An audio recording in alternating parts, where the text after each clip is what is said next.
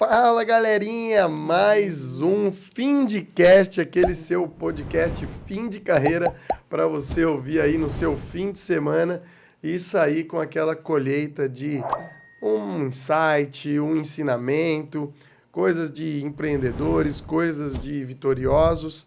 E o que eu quero levar aqui para vocês com esse podcast é que você escolhe aonde você pode chegar. E hoje a gente está com a Dani Holanda, que é uma coach, advogada, que deixou a advocacia de lado para ajudar as pessoas a se desenvolverem no seu dia a dia. E, pelo que eu conheço da história dela, ela já me apimentou um pouquinho aqui. Eu juro por Deus que eu não ouvi a história dela para ficar 100% fidedigno para vocês, mas que ela já veio de uma criação aí bem rígida, onde talvez para ela não fizesse tanto sentido. Vamos ouvir, vamos entender um pouco isso. E conseguiu tirar essas coisas que talvez ela pudesse usar como desculpa, muleta para traumas ou algo assim, e ajudar ainda as pessoas. É isso? Sim, sim. Então tá bom. Dani, seja bem-vinda. Muito obrigado. Gratidão. Que esse nosso podcast aqui possa se espalhar pelo mundo e possa que ele ajude apenas uma pessoa. Eu acho que já está de bom tamanho para que a gente se proponha a fazer aí diariamente e que a gente possa ajudar mais, óbvio, mas se a gente puder ajudar uma única pessoa com esse podcast, para mim já está valendo muito, já valeu o nosso dia aí. Se apresenta um pouquinho para o pessoal. Bom, meu nome é Danise Holanda, né? Eu comecei toda a minha trajetória com uma sede muito grande de mudar o meio que eu vivia, né? Era um meio que era familiar, né? Era de amigos, mas que não tinha muita sintonia com maneira de pensar, entendeu? Então, assim, meu pai e minha mãe eram extremamente machistas. Eu não posso... Passei muito tempo da minha vida julgando eles, mas com o autoconhecimento, com muito estudo, né, com muita força de vontade de querer também me conhecer, né, eu fui vendo que, né, esse julgamento ele era muito precipitado, porque eu tiro, vamos colocando como exemplo minha mãe. Minha mãe era da década de 50, né? Foi criada pela minha avó, que nasceu em 1910. Olha aí, as crenças, né, bem antigas, que estavam bem enraizadas na minha educação, né? Então, e bem regionalizada, eu vejo. Esse sotaque aí é da onde? É Teresina? Teresina, Piauí. Sou nordestina nata. Tá. Então, ó, a gente já tem uma bagagem cultural vindo, né? Eu sou de São Paulo, acho que a grande maioria do público pode ser da região, né? A gente está hoje no Sul, vivendo aqui, então vai ter telespectador do Sul também. A gente está falando de uma cultura regionalizada totalmente lá em cima, onde elas já têm as suas características intrínsecas no nome, né? Quando você fala do nordestino, quando você fala um nordestino raiz, você já imagina a peixeira, já imagina lampião, né? Já tem isso na bagagem. Então, eu vejo que talvez para você descer aqui para o Sul e enfrentar o dia a dia, você já deve passar por dificuldades do julgamento alheio, sem nem ao menos dar bom dia, sem nem ao menos as pessoas saberem quem você é, né? E eu acho que, para uma mulher, enfrentar tudo isso e se tornar uma pessoa bem-sucedida como você se tornou, é uma história mais do que de sucesso e vitória, né? Então, vamos lá. Começa contando para mim, que agora vai ficar bem interessante. Como era, da onde vieram seus pais, como foi a sua infância, até mais ou menos a fase ali adulta, onde você conta que entrou na faculdade, depois decidiu aí seguir ou não. Vamos lá. Na verdade, eu nasci com problemas muito graves de saúde, né? Eu tinha problemas respiratórios. Então, a minha infância foi bastante limitada, sabe? Eu passava mais tempo internada em hospital do que vivendo realmente a minha infância. Então, era a minha relação praticamente era bem direta com meus pais, porque eles sempre estavam ali comigo. Mais minha mãe, minha avó do que meu próprio pai, né? Porque, né, na época aconteceu assim. E aí, E o homem é o provedor, né? Então ele tinha que ir trabalhar. Justamente. Supostamente, né? Não Justamente. E aí eu fui crescendo, né? Cheguei na adolescência. E eu comecei a vivenciar, né, realmente uma vida normal, podemos dizer assim, né, me deparar com a maneira de pensar das pessoas, porque eu estava muito alheia à vida, porque só via internada, só via com problema, né, de Até quantos saúde. anos? Ah, até os 13 anos de idade. O que você tinha de doença pulmonar?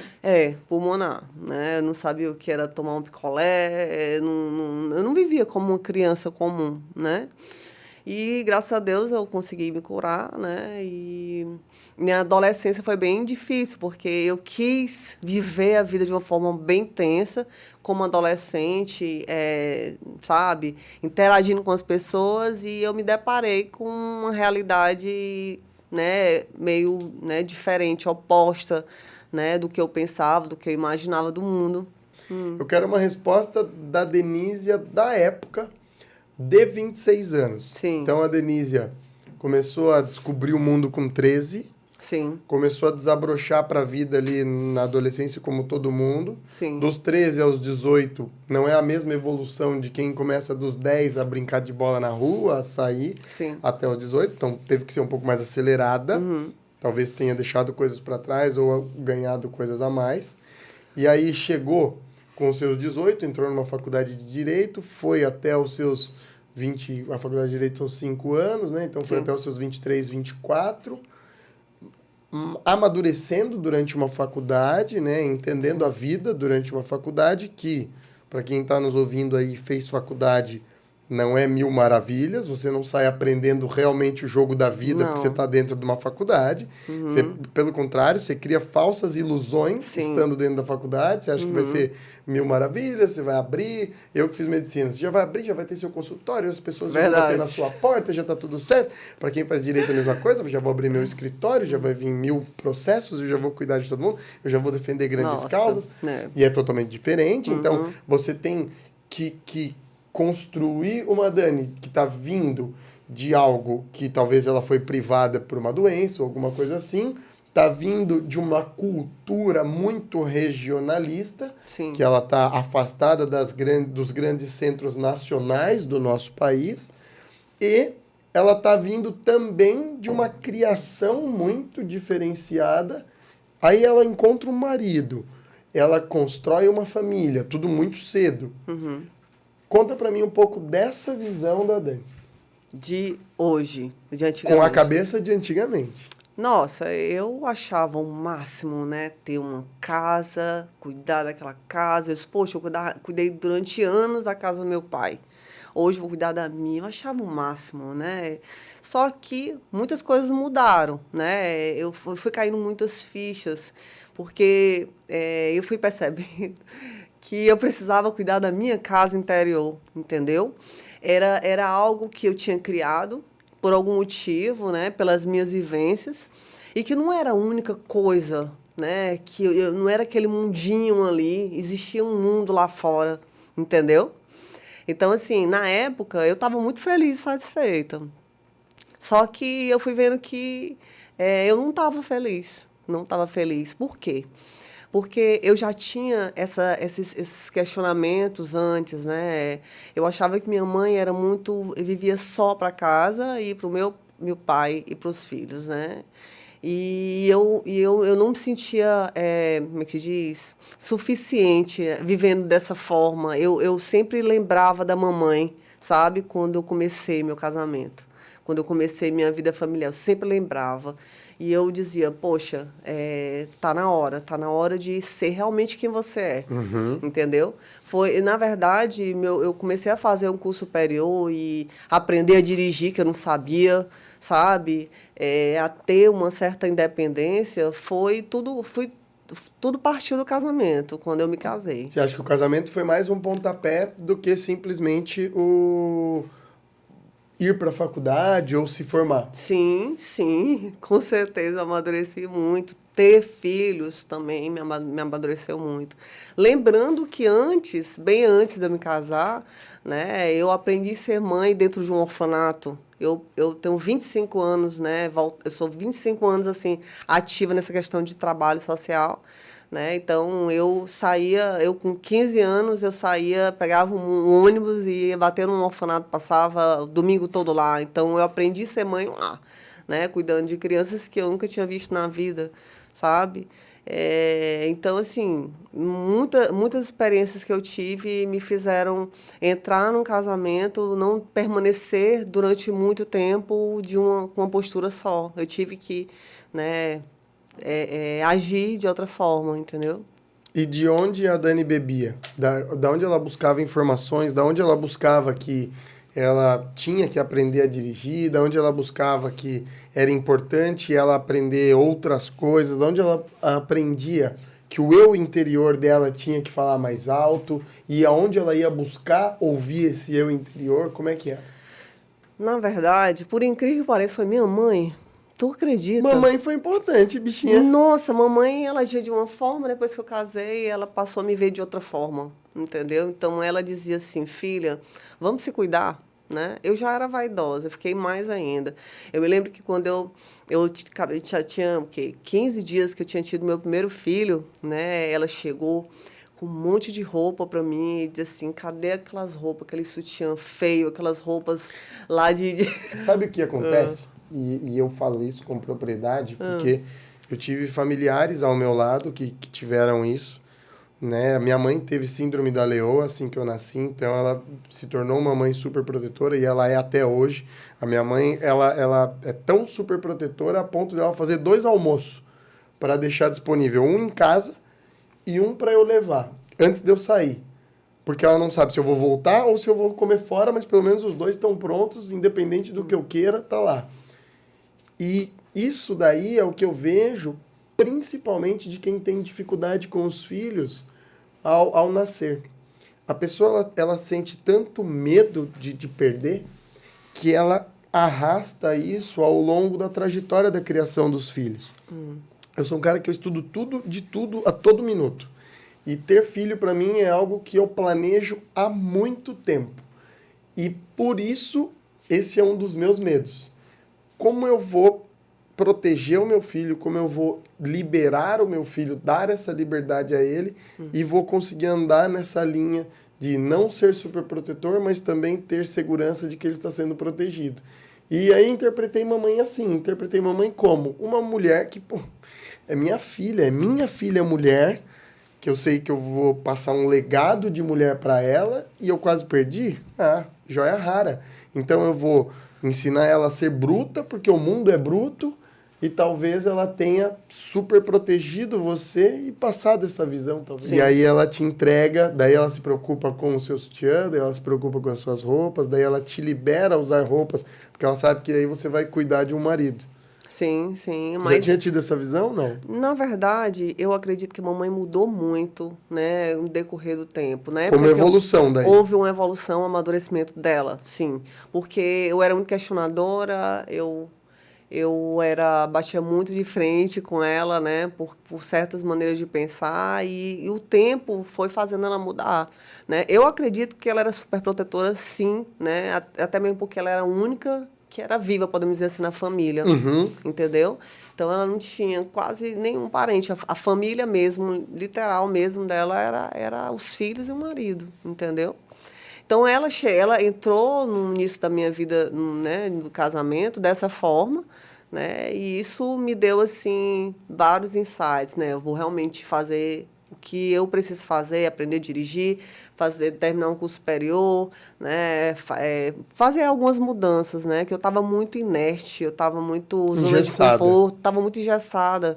Eu morava num condomínio que, quando eu descia com meu filho, era só mulheres que viviam para os filhos.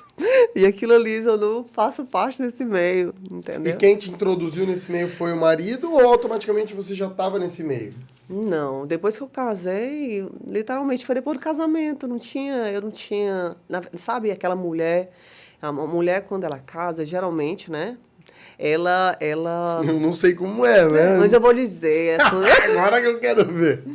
Ela, é assim... Ó, o pessoal do Find aí, ó, isso é Findcast agora, vamos lá. Para os homens, como é que é casar na visão de uma mulher? Na verdade, assim, a mulher, ela, desde os primórdios, né, ela teve só duas funções, ser mulher, né, e cuidar dos filhos e aquilo ali. Ela foi altamente limitada. Ela não, teve uma época que ela não podia ter acesso a nada, ela não podia, como a gente diz, aprender a ler, né, aquela coisa toda. Então, era extremamente limitada. O tempo foi passando, houve vários movimentos, né, para que ela evoluísse, porque a mulher, ela é poderosa, né? Então, muito mais que o homem, eu brinco. Porque a mulher veio com uns chip aí no hardware que faz muito mais coisa que o homem. Então, assim, eu bato muito nessa tecla. Eu batia muito nessa tecla com a mamãe, que eu chamava ela de Amélia. Mãe, a senhora tem que parar de ser Amélia, né? A senhora tem que... A senhora é uma pessoa, ela era pedagoga na época. Então... Para os mais jovens, a referência da Amélia é a Amélia que era mulher de verdade. A Amélia não tinha Mas a mulher, eu vaidade. falo muito essa questão de empoderamento, que a mulher ela precisa enxergar o poder que existe dentro dela. Sim. Né? Ela tem muitas funções, né? Podemos dizer assim. Ela pode galgar muito além. Ela pode ser mais do que foi determinado para ela. Eu acho que em 2050 a mulher domina o mundo e o homem que vai ficar em casa, vai fazer as coisas e a mulherada Não, vai vir. eu acho que isso tem que ser visto de uma maneira tão natural pelos homens. Claro que tá havendo, né, uma mudança nesse olhar, né, do homem. Mas ainda está sendo bem desafiador. Ainda está sendo desafiador ainda. Eu brinco que o homem, ele já sabe disso. Ele só não consegue se preparar para isso e aceitar isso porque ele entra no grau da fragilidade. Porque o que acontece? O homem tem que ser muito macho para você estar do lado de uma mulher foda, né, literalmente. Porque a mulher foda, ela vai puxar tua régua muito para cima. E se você não for um cara foda para estar do lado dessa mulher foda, meu amigo, um abraço, ela vai te deixar pro lado. Porque ela é foda. Então, a gente vem de uma cultura onde o homem era foda e a mulher era o guarda-costas. Estava ali para tudo que desse e viesse e apoiasse aquele cara. E essa transição veio tão rápido da mulher ser foda ao lado do cara, que quando esse cara falha de ser foda, ela se frustra. Só que ela é tão empoderada que ela segue, e aí o cara, ou ele vai se acoplar a ela e seguir com ela, aceitando tudo, e daí tem uma sociedade que o cobra. Pô, e você? Como assim? Ela é e você não, e aí esse cara se oprime ainda mais. Sim. Ou ele vai levar a régua e falar assim, meu amigo, a gente é foda pra cacete junto, tá aqui, ó. Ela é a melhor disso, eu sou o melhor disso. E eu falo isso que dentro de casa eu tive isso, né? Dentro de casa eu tenho isso. Então, você olhar pro lado e falar assim, cacete, eu sou foda. Daí você fala, mas eu não sou foda sozinho, não. Eu divido a mesa do jantar com alguém que é foda ao mesmo tanto. E isso faz com que a gente viva bem. É diferente se você pega um cara que, infelizmente, por algum gatilho... E é por isso que eu quis criar o Findcast, né? Por isso que eu acho que o Findcast é um podcast que você... sem querer cair aqui. E ele vai te trazer inúmeros insights da realidade. De você falar assim, cara, porra, olha isso daqui, ó. Um moleque tão jovem ali falando que dá pra fazer isso. E eu tô aqui, ainda não desabrochei, ainda não acertei. Pô, vou fazer. E aí esse cara, ele vai criando uma cultura de também ser foda, e às vezes a mulher foda já tá do lado dele. Sim. E aí ele consegue elevar a régua para viver tranquilo. E isso que salve muitos relacionamentos aí. Porque eu vejo que a grande maioria dos relacionamentos hoje terminam quando os dois não conseguem se visualizar no mesmo patamar. E como a mulher hoje subiu muito, tem muito cara que não consegue acompanhar. E tem muita mulher que veio de uma criação onde gerou muito trauma a ela. E aí, quando o cara sobe a régua junto com ela, ela não se enxerga foda. Verdade. E aí ela começa a se autofragilizar, mesmo sendo foda. Mas porque a sociedade que ela foi inserida quando jovem lhe traumatizou. É por isso eu acho muito importante essa questão do autoconhecimento. Você precisa se conhecer, né? Eu comecei, né, nessa jornada aí quando eu decidi que eu ia estudar, né? Eu não fiz curso no início, né? Eu simplesmente acordava às 4 horas da manhã e entrava, sabe, nos melhores autores, Napoleão Hill, né, sabe, vários. A gente está falando de quantos anos atrás isso? Fazer uns 10 anos que eu estudo isso, entendeu? Resolvi ser coach mais para me ajudar, né? Embora eu conversando com muitas mulheres, eu consigo, sabe, transformar a vida delas de uma forma, assim, incrível. Elas chegam para mim, Dani, você não imagina o que você fez na minha vida, sabe? E isso me motiva demais, porque a transformação do outro, né, vai ser reflexo da minha transformação. Quando você falou aí, quando o cara ele não consegue, né, acompanhar uma mulher foda, é porque ele não consegue se enxergar como foda também, que ele precisa mudar. Tem que haver uma sintonia. Por isso que os casais se separam. Se não houver essa sintonia, um vai para um lado e o outro vai para o outro. Entendeu? Exatamente. Eu brinco assim, né? A sinergia vai fazer com que tudo conflua para ambos seguirem para o mesmo lado. Só que os dois têm que estar, e a vida em casal é assim, os dois têm que estar muito alinhados de propósitos, princípios, embasamentos, abertos, né? Tem um vídeo do Thiago Nigro que roda na internet que fala assim, o problema não está em errar. O problema está em você não mudar rápido o que você errou e não aprender com o seu erro. Sim. E se você olhar os grandes players aí mundiais, esses caras têm a mente muito aberta. Eles estão dispostos para errar, acertar, corrigir, mudar rota, voltar, aprender, seguir, caminhar a todo minuto. Automaticamente, eles se posicionam como os melhores players do mundo, né? Então, as pessoas têm que estarem dispostas a caminharem nessa frequência. Se todo mundo começar com amor, se todo mundo começar com respeito, se todo mundo começar com vontade, se todo mundo confluir para andar no mesmo rumo de coisas boas, não tem como ter coisa ruim. Tá todo mundo caminhando para coisa boa. Não tem. E aí a gente começa a mudar um ciclo, uma pessoa, um nicho, uma cidade, um estado e vai afetando uma cadeia que vai ficando cada vez maior. Mas isso tem que fluir de muitas pessoas. Verdade. Os pensamentos, a lei da atração, eu bato muito na tecla da lei da atração, né? É uma das leis universais, nós temos mais de 20, né? A lei da atração não consiste só em você pensar, né, e falar, né, de forma positiva. Você só vai cocriar algo na sua vida se você agir, né? A questão da lei da ação, do poder da ação. Você tem que agir, como você falou aí. Se você não fazer esse movimento, você não gera resultados nem para você e nem para as pessoas. Eu costumo dizer que o meio a gente transforma a partir da gente. Tem que partir da gente. Se a gente resolver mudar de fato, né, se transformar, automaticamente é algo natural. Tudo que está à sua volta, né, muda também. E eu sigo muito à risca isso. Muitas coisas já mudam. Eu tive muitos resultados na minha vida. Nessa questão financeira, nessa questão emocional, sabe? Porque por conta de toda a trajetória eu tive que trabalhar muito essa questão de ansiedade. Muitas coisas aconteceram comigo devido a essa forma diferente de pensar e de ver a vida, entendeu? A Dani lê muito? Muito, muito. Adoro ler. Adoro ler. Uma média de quantos livros aí, dia, mês? 2, 3 livros por mês, às vezes até mais. Até mais. Eu leio...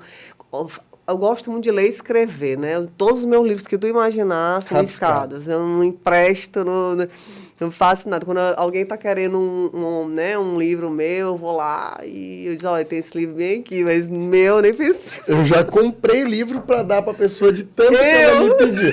Mas o meu amigo, você me desculpa, verdade, mas não vai. Não, é minha energia ali, eu tenho tudo de comentário que bota ali. Eu amo ler. E eu tenho o hábito de, às vezes, tá passando por momentos da minha vida em que aquele livro já me tocou, mas eu lembro que ele tem coisas que ele pode me regatilhar. Eu volto lá, daí eu sei onde ele tá, eu sei como ele tá, eu sei o que tem escrito. Sim, sim. Aí eu leio aquele trecho, leio aquela parte, guardo para mim e sigo enfrentar a minha trajetória, o meu momento. Uhum. Então, a galera pede muito livro, né? Acho que é um hábito das pessoas. Sim. E é legal isso, né? De compartilhar livros. eu não consigo, mas porque eu sempre resgato e mergulho, vou beber nele de novo. Então, às vezes você vai beber nele e ele não tá lá, é melhor você querer um copo d'água e não ter. Verdade. Sabendo que o copo era seu, então não vale a pena. Mas eu leio muito também, eu adoro. E se você pudesse indicar um livro aí pro pessoal, um só de tudo que você já leu, pô, são 10 anos lendo livro. Nossa, tem muitos, né? Um livro que me marcou muito foi O Poder do Subconsciente. Fantástico. Nossa, tu conhece esse livro? Lógico. Ele é perfeito.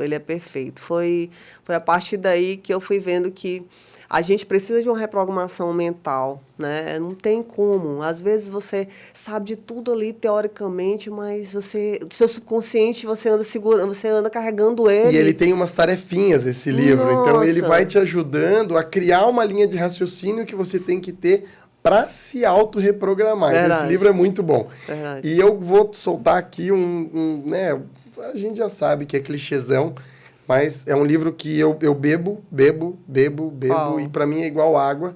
Vou sempre beber, que é O Segredo. Eu ia falar desse. Não consigo, cara. Perfeito. O segredo para mim é assim, putz, estou passando em tal momento. Eu sei a página, eu sei o que está escrito, eu vou lá, dou uma bebidinha só para eu respirar. E um que eu gosto muito, que uma das minhas mentorias que eu fui, e a gente ainda vai encaixar a Dani em uma mentoria minha, é, né, o Conversando com o Diabo, do Napoleão Hill. Já li que também. Que para mim é fantástico para você ter uma visão. Sim. E você ter um entendimento. A gente foi criado e vive em um universo. Sim. E a gente pode viver facilmente contra esse universo para ser melhor ainda do que a gente é. Então, ele te traz uma visão assim, olha, você pode ser esse cara totalmente alucinado, como ele cita no livro, ou você pode ser esse cara que é totalmente benevolente para fazer coisas grandiosas. Então, é uma metáfora, né? Ele faz uma brincadeira, como se ele estivesse conversando com o diabo, só que ele põe o diabo como o mal, né? Ele conversando com o mal, simplesmente. Então, ele faz perguntas e mostra que, você é alienado, você pensa assim. Na verdade, você não sabe raciocinar, pensar que o certo é assim. Então, é um livro que faz também você refletir. Pô, eu tô pensando errado. Automaticamente você começa a pensar certo e... Isso aí é o auto-vigiar, você tem que vigiar. A gente não pensa, não tem, como é que se diz? Não tem um momento que a gente não consegue pensar, os pensamentos estão ali, entendeu? Mas você precisa ter esse autocontrole, se vigiar. Tentem fazer esse exercício aí. Fiquem 10 segundos sem pensar em nada. Amarelo, azul, já pensou em alguma coisa? Não, é impossível você não pensar em nada. Então, se você não auto-se vigiar, o seu cérebro ele tende, por si só, a pensar coisas erradas. Né? Por isso que vem o velho e bom ditado de oficina vazia é oficina do diabo.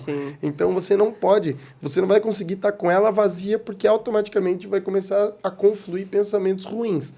E aí vem a mentalidade aberta que a gente estava conversando agora há pouco, de você buscar sempre estar com a cabeça aberta em busca de aprendizado diário. Danizinha, conta pra mim um arremate final aí da Dani de hoje. Como é que é o dia a dia dela, maridão, família, ainda bebe muita fonte da leitura, estuda muito, numa visão bem verdadeira, assim. Como é que é hoje? Eu vi que tem um time ali de futebol, tem uma galera ali para cuidar. Como é que é você viver com todo mundo, passar um pouco dessa sua visão, dessa sua leitura de mundo para todo mundo? Porque não é todo mundo para ter uma mãe coach, né, meu amigo? Se eu tivesse uma mãe coach, ela tava ferrada. Eu ia consumir 24 horas dela o dia inteiro. E pelo que eu sei, você tem até um filho um prodígio ali de 15 anos que já ganha fortunas no dropship. Na verdade, quando ele era pequenininho, né, eu sempre gostei. Olha, eu acho que eu já assisti, mais de 1000 vezes aquele documentário, O Segredo. Eu começo a me arrumar, eu tô assistindo. Eu faço o que eu quiser fazer, eu tô assistindo todo santo dia. É algo, assim, religioso para mim. Fora outros áudios aí que eu assisto, né, documentários. E ele, pequenininho, já ouvia isso. Ele já ouvia, né? Então, eu acho que foi gravado isso no subconsciente dele. Então, tudo que eu assim, aprendo, né, eu eu tento colocar em prática. Houve muitas mudanças, houve amadurecimento. E é como a gente estava conversando aqui, a gente só consegue influenciar as pessoas, né, de uma forma verdadeira e mais, sabe, concisa, através dos exemplos, através das nossas mudanças, né? Então, o que eu costumo dizer muito, né, para ele, eu só quero que ele seja feliz. Quando a gente é feliz, quando a gente se aceita, quando a gente é grato por tudo, pelas experiências, né, desafiadoras ou não, né, as coisas acontecem na vida da gente, né? Então, eu quero que ele seja realmente a essência dele, ele viva a essência dele. É isso que eu busquei a minha vida toda, né? Eu fui me encontrar depois que eu busquei o autoconhecimento, né? Então, tudo que eu leio, né, tudo que eu assisto, eu compartilho com ele. E ele já muito cedo, né, ele já tem essa visão. Eu acho que eu consegui desabrochar alguma coisa que ele carrega, todo mundo carrega, né, isso dentro. Eu fui limitada, podemos dizer assim, porque eu me permiti, por falta de maturidade, né, mas mesmo assim eu sou grata por tudo que eu vivenciei. Mas hoje eu não sou mais, então o que eu puder fazer pelos meus filhos, né, pelo meu marido, pelas pessoas que convivem comigo, eu vou fazer, né?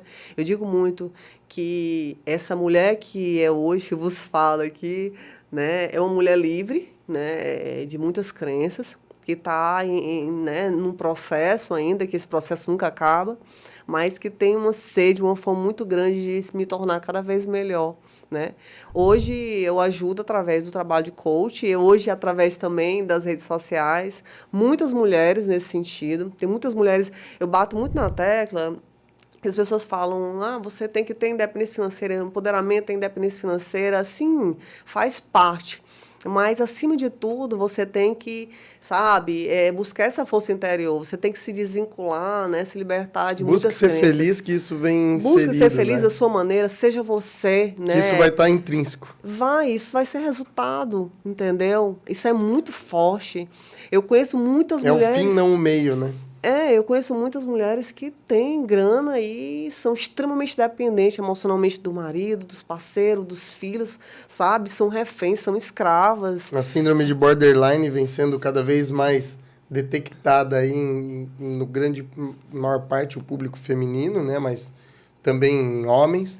Mas essa dependência do próximo por você não estar autossuficiente de si, né? Sim. E aí vem...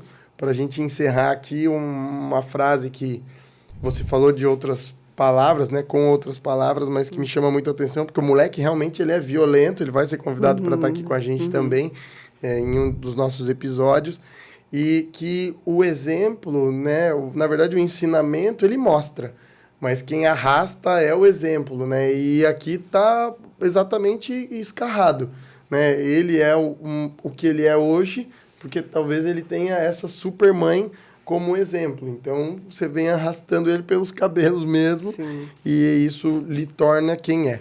Beleza, pessoal? Vamos ficando por aqui. Muito obrigado, Dani. Um beijão. Obrigado pelo seu tempo. Pessoal, próximo episódio aí, quem sabe não vem o filhinho dela e a gente vê que o moleque com 15 anos já é um monstro. Vamos que vamos. Valeu!